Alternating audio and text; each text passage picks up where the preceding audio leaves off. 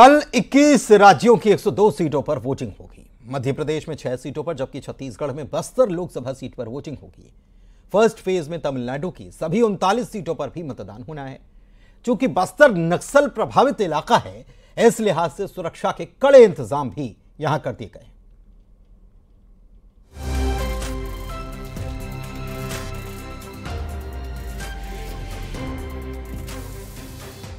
लोकतंत्र के महापर्व के पहले चरण के लिए प्रत्याशियों ने अपना पूरा दमखम लगा दिया। सियासी दलों ने लुभावने वादे किए, दावे भी किए, लेकिन अब बारी जनता की है। जनता ने प्रत्याशियों को देखा है और समझा है, और वो अब अपने सबसे बड़ी आहुति यानी कि मताधिकार का प्रयोग करने वाली है। कल फर्स्ट फेज में 21 राज्यों की 102 सीटों पर वोटिंग होगी। यूपी की 8 सीटों पर वोटिंग है, राजस्थान की 12 सीटों पर मतदान है, एमपी की 6 सीटों पर चुनाव होगा, उत्तराखंड की 5 सीटों पर मतदान है, असम की 4, मेघालय की 2 सीटों पर वोटिंग होगी, मणिपुर की 2 और छत्तीसगढ़ की 1 सीट पर वोटिंग है, अरुणाचल की 2 और तमिलनाडु की सभी 39 सीटों पर मतदान होगा। इसके अलावा मिजोरम, नागालैंड, सिक्किम, त्रिपुरा, अंडमान और निकोबार, जम्मू कश्मीर, लक्षद्वीप, पुडुचेरी की 1-1 सीट पर वोटिंग होगी। एमपी में जिन 6 सीटों पर वोटिंग है, उनमें छिंदवाड़ा, जबलपुर, मंडला, बालाघाट, सीधी और शहडोल की सीट शामिल है। छिंदवाड़ा में कमलनाथ के बेटे नकुलनाथ एक बार फिर से किस्मत आजमा रहे हैं। यहां से उनके खिलाफ बीजेपी ने विवेक बंटी साहू को मैदान में उतारा है। वहीं मंडला में केंद्रीय मंत्री फग्गन सिंह कुलस्ते जैसे दिग्गज चुनावी मैदान में हैं। उनके खिलाफ कांग्रेस ने फिर से ओमकार मरकाम को मैदान में उतारा है। 2019 में भी दोनों ही आमने सामने थे, लेकिन तब बाजी फग्गन सिंह कुलस्ते ने जीत ली थी। छत्तीसगढ़ की बात करें तो बस्तर में कांग्रेस ने दीपक बैज के बजाय पूर्व मंत्री कवासी लखमा पर भरोसा जताया है। 2019 में दीपक बैज ने बस्तर की बाजी जीतकर कांग्रेस के हाथों में सौंपी थी, लेकिन इस बार ये जिम्मेदारी कवासी लखमा के कांधों पर है। उनके खिलाफ बीजेपी ने महेश कश्यप पर दांव लगाया है। कुल मिलाकर प्रत्याशियों ने जनता के बीच वादे किए हैं, दावे किए हैं, लेकिन कौन जनता की कसौटी पर खरा उतरा है, ये जनता अपने वोट के जरिए बैलेट का बटन दबाकर साफ करेगी। इसके नतीजे 4 जून को आएंगे, तो बस कुछ घंटों का इंतजार है। कल मतदान है। Bureau report, news 18।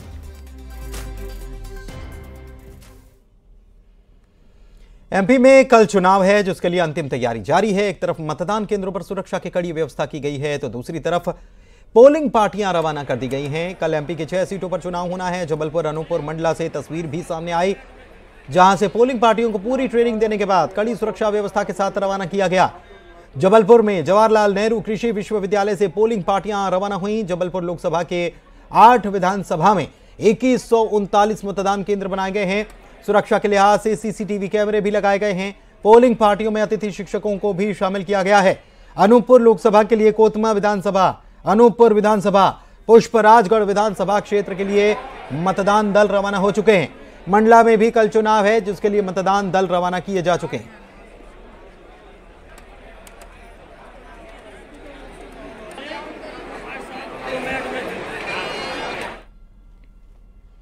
जबलपुर में कल होने वाले लोकसभा चुनाव के पहले चरण के मतदान के लिए दल मतदान केंद्र तक पहुंच चुके हैं। एक और जहां दूर के इलाकों में बसों के जरिए मतदान दलों को भेजा गया, तो बरगी बांध के डूब क्षेत्र में आने वाले मतदान केंद्र तक जाने के लिए मोटर बोट की व्यवस्था की गई।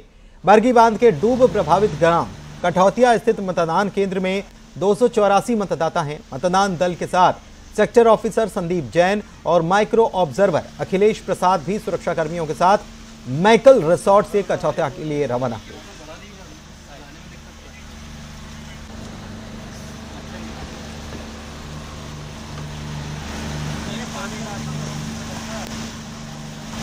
बालाघाट में भी कल मतदान है। इसको लेकर नक्सल प्रभावित क्षेत्रों में खास सतर्कता बरती जा रही है। पुलिस की ओर से विशेष सुरक्षा व्यवस्था कर दी गई है। नक्सल प्रभावित पोलिंग बूथ, सड़क और पुल पुलियों की जांच हो रही है। बीडीएस दल की ओर से सर्चिंग अभियान भी चलाया जा रहा है। 8000 से अधिक जवानों को सुरक्षा में तैनात यहां पर किया गया है।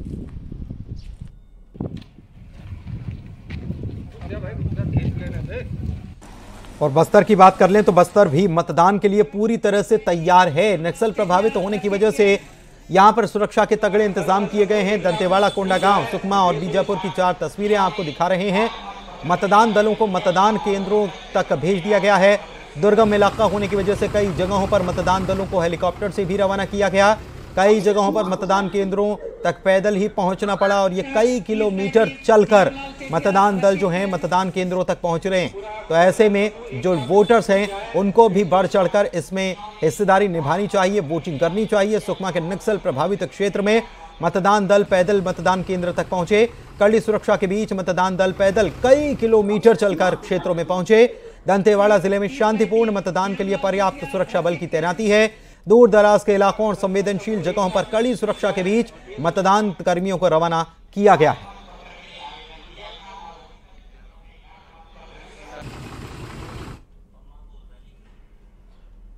उधर दमोह कलेक्टर और जिला निर्वाचन अधिकारी सुधीर कुमार कोचर शहर के अलग अलग वार्डों में घर घर जाकर मतदाता पर्ची का वितरण कर रहे हैं। उन्होंने मतदाताओं और उनके परिजनों से 26 अप्रैल को, क्योंकि दमोह में 26 अप्रैल को ही वोटिंग है, मतदान करने का आग्रह किया। कलेक्टर कोचर ने कहा कि मतदान का पर्व नजदीक है, 26 अप्रैल को वोटिंग है। पूरे जिले में मतदाता जागरूकता अभियान चलाया जा रहा है।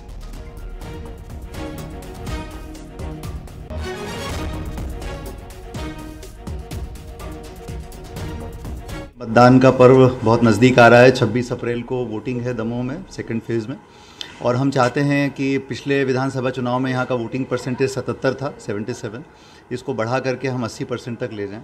इसीलिए हमने एक मुहिम छेड़ी है कि घर घर जाकर के सभी अधिकारी हमारे मतदाता पर्चियों का वितरण करेंगे। BLO तो कर ही रहे हैं, और इसी अभियान के अंतर्गत मैं दमोह शहर के अलग अलग वार्डों में अलग अलग परिवारों के घरों में जा रहा हूं और उनसे अपील कर रहा हूं कि वो सब लोग वोट दें, क्योंकि उनका एक एक वोट कीमती है इस लोकतंत्र को मजबूत बनाने। मुख्यमंत्री डॉक्टर मोहन यादव सागर से बीजेपी प्रत्याशी लता वानखेड़े के नामांकन में पहुंचे। उन्होंने मोतीनगर से 3 बत्ती तक रोड शो किया। उनके साथ गोविंद सिंह राजपूत, प्रहलाद पटेल और सागर लोकसभा की प्रत्याशी लता वानखेड़े रहीं। रोड शो के समापन के बाद कलेक्ट्रेट गए और नामांकन दाखिल करवाया।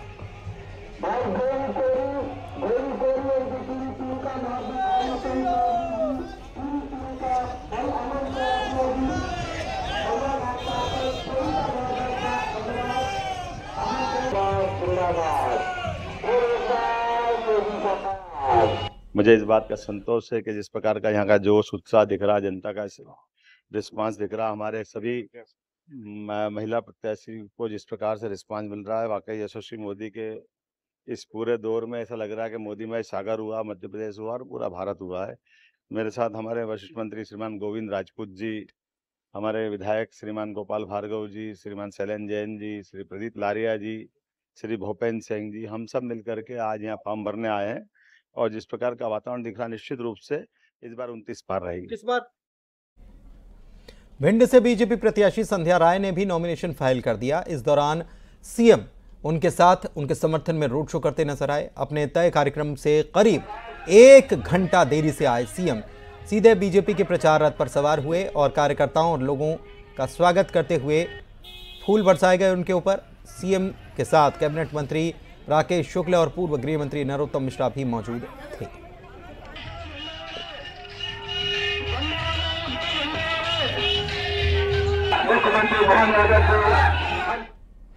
हमारे मुख्यमंत्री डॉक्टर मोहन यादव जी मेरा नामांकन भरवाने के लिए आए थे और समय पर वो आ भी गए थे, लेकिन लगभग थोड़ा सा कहीं ना कहीं थोड़ी देरी हुई तो उनका आदेश हुआ कि बहन आप फॉर्म भरो।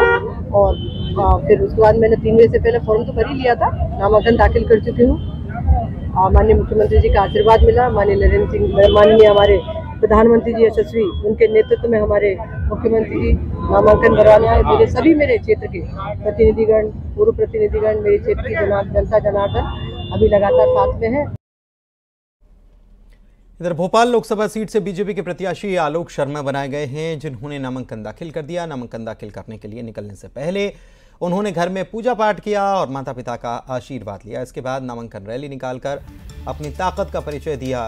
पूर्व सीएम शिवराज सिंह चौहान, मंत्री विश्वास सारंग, कृष्णा गौर, विधायक रामेश्वर शर्मा, भगवान दास सबनानी और कई नेता इसमें मौजूद थे।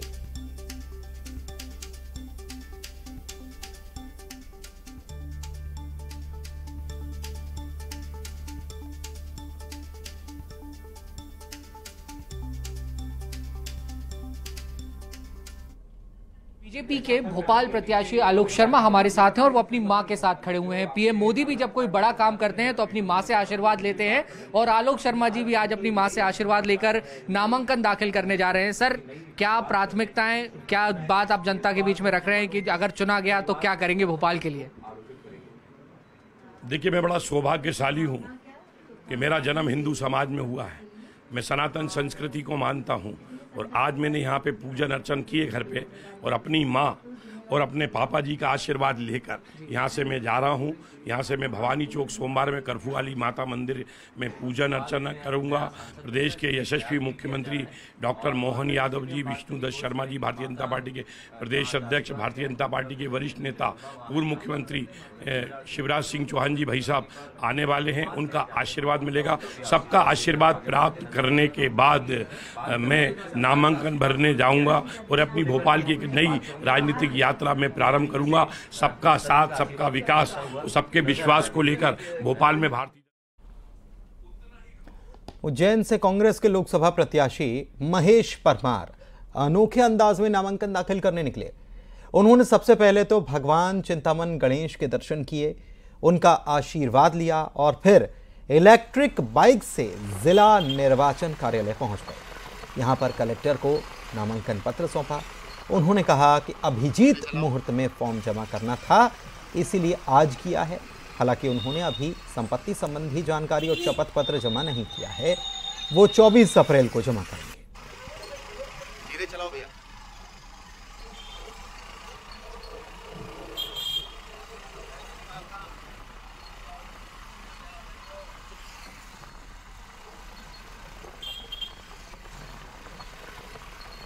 आज भगवान चिंतामण गणेश जी और भगवान महाकाल जी के दर्शन करने के बाद मुहूर्त का फॉर्म आज हम सभी आदरणीय जिला अध्यक्ष जी, शहर अध्यक्ष और हमारे साथी विधायक भाई दिनेश जैन बोस जी के साथ फॉर्म जमा किया है। 25 तारीख को आदरणीय सचिन पायलट जी और जीतू पटवारी जी प्रदेश अध्यक्ष और वरिष्ठ नेताओं के साथ नामांकन रैली के माध्यम से 2 प्रतिलिपि में और जमा करेंगे। 2 सेट हमने आज जमा किए हैं। कांग्रेसियों का पार्टी छोड़ने का सिलसिला अभी भी चल रहा है। भोपाल में बीजेपी कार्यालय पर सीहोर और रायसेन के कांग्रेस के कार्यकर्ताओं ने बीजेपी की सदस्यता ली, जिनकी संख्या 100 है। पूर्व सीएम शिवराज सिंह चौहान ने बीजेपी की सदस्यता दिलाई।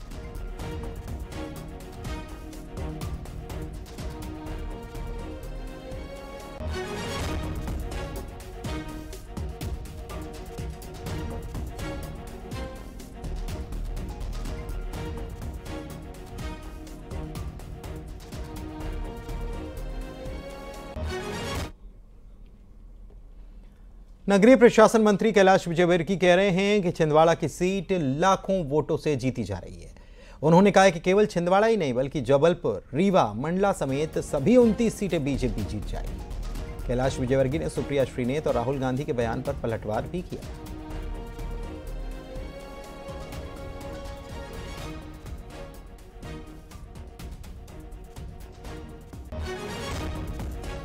छिंदवाड़ा में भारतीय जनता पार्टी जीतेगी और लाखों वोट से जीतेगी। और छिंदवाड़ा ही नहीं, पूरा क्लस्टर जबलपुर, बालाघाट, मंडला सभी राहुल गांधी जी सपना देख रहे हैं अभी, तो दिन में भी सोते हैं ऐसा लगता है मुझे। देखिए, ऐसा है कि मुफ्ती महबूबा आतंकवादियों को शहीद करती थी वोट की राजनीति के कारण। सुप्रिया सीले ने भी वोट की राजनीति के कारण उनको शहीद कर दिया। तो हमारा यही कहना है कि विपक्ष सिर्फ कुर्सी के लिए राजनीति करता है, देश के लिए राजनीति नहीं करता।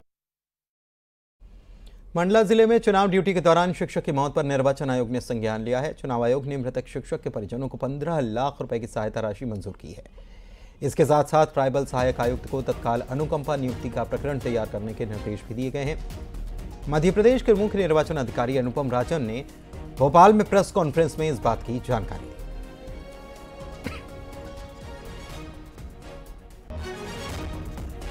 एक इंसिडेंट मंडला में हुआ है।